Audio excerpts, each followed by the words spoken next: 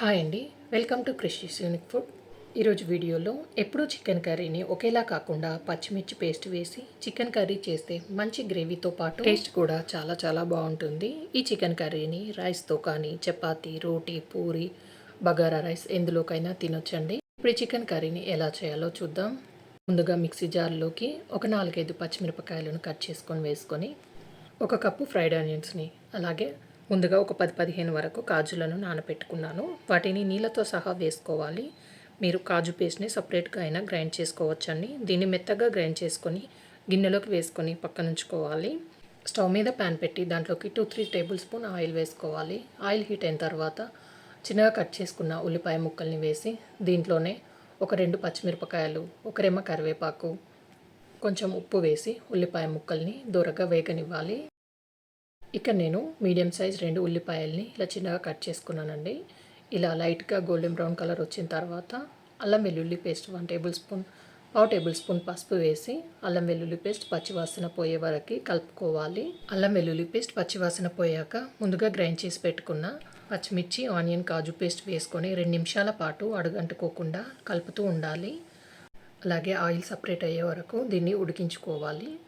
ఇలా ఉడికాక ఇప్పుడు ఇందులోకి 1/2 kg దాకా శుభ్రంగా కడిగిన చికెన్ తీసుకొని దీన్ని ఇందులోకి వేసుకొని ఇప్పుడు హై ఫ్లేమ్లోనే ఒక 3-4 నిమిషాల పాటు బాగా కలుపుకుంటూ వేయించుకోవాలి. చికెన్లో నుండి నీళ్ళు ఊరుతాయి కదండి, ఆ నీళ్ళు ఊరి మొత్తం పోయే వరకు చికెన్ని కలుపుకుంటూ వేయించుకోవాలి. ఇలా చికెన్ని ఒక 3-4 నిమిషాల పాటు వేయించుకున్న తర్వాత దీంట్లోకి 1 టేబుల్ స్పూన్ కారం, అలాగే రుచికి సరిపడా ఉప్పు, 1 టేబుల్ స్పూన్ ధనియాల పొడి, పచ్చిమిర్చి పేస్ట్ వేసాను కాబట్టి కారం కొంచెం తక్కువ వేసుకున్నానండి. ఇలా ఈ చికెన్ ముక్కలకి ఉప్పు, కారం, మసాలాలు బాగా పట్టేటట్టుగా కలుపుకున్న తర్వాత ఇందులోకి 2 కప్పుల దాకా వేడి నీళ్ళని పోసుకోవాలి. అంతా బాగా కలిసేటట్టుగా కలుపుకున్నాక ఒకసారి ఉప్పు, కారం టేస్ట్ చూసి చెక్ చేసుకొని కావాలంటే వేసుకోవచ్చండి. నాకైతే ఉప్పు, కారం కరెక్ట్గా సరిపోయాయి. దీనిపైన మూత పెట్టేసి ఒక 10-15 నిమిషాల వరకు ఆయిల్ సపరేట్ అయ్యే వరకు ఉడికించుకోవాలి. మధ్య మధ్యలో అడుగంటుకోకుండా కలుపుతూ ఉండాలి. ఒక 15 నిమిషాల తర్వాత మూత తీసి చూపిస్తున్నానండి. చూడండి, ఆయిల్ కూడా సపరేట్ అయిపోయింది. గ్రేవీ మరీ చిక్కగాను లేదు, మరీ పల్చగాను లేదు, కరెక్ట్గా ఉందండి.